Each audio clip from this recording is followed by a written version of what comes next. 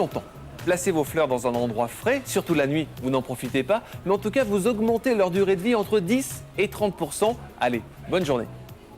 Et rendez-vous dès demain avec Philippe Collignon dans C'est mieux le matin sur France 3. D'ailleurs, si vous voulez nous joindre, ça commence à sonner beaucoup au standard, mais si vous avez des questions à poser sur l'Égypte, à Violaine, 01 41 09 34 56, on est là avec vous et on est là pour vous.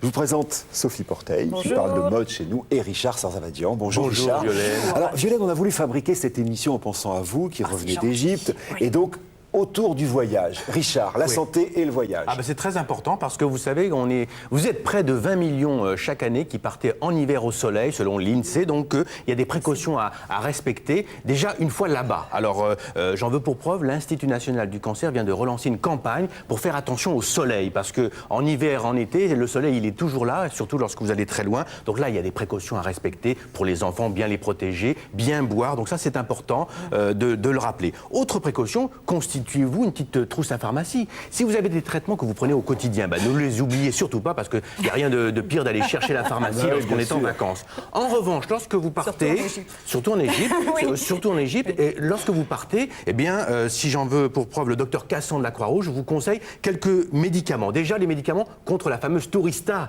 les problèmes gastriques, des antidouleurs, on ne sait jamais, des antiseptiques, préférez plutôt des lingettes que des produits liquides désormais, des pansements prédécoupés, déjà, tout fait, des médicaments contre le mal du transport des enfants, et puis des produits contre les moustiques. Et puis si vous faites un randonneur, parce qu'il y a des belles randonnées là-bas en Égypte, prévoyez peut-être une petite couverture de survie. Donc ça, c'est pour la trousse à pharmacie. La fameuse couverture de survie, la fameuse trousse de survie dont on vient de parler là avec Richard, on va vous l'écrire sur Internet. Absolument. Parce que si vous n'avez pas eu le temps de tout noter, là, on va vous faire une vraie liste pour pouvoir partir sur les conseils de Richard. Voilà. Alors, autre conseil, c'est vérifier qu'il n'y a pas besoin de vaccination. Et alors là, il existe des sites. Le site du ministère des Affaires étrangères qui pourra vous donner tous les conseils aux voyageurs. L'Institut Pasteur le fait aussi. Et la compagnie nationale Air France. Ça, c'est une fois qu'on est là-bas, Éric, Violaine. Et avant de partir, il y a quand même un trajet. Et si vous prenez un avion de plus de 6 heures, il y a des conseils à respecter parce que dans un avion, on est très déshydraté, il faut boire beaucoup, mais pas seulement. Il faut savoir que les gens qui souffrent de maladies veineuses ou de jambes lourdes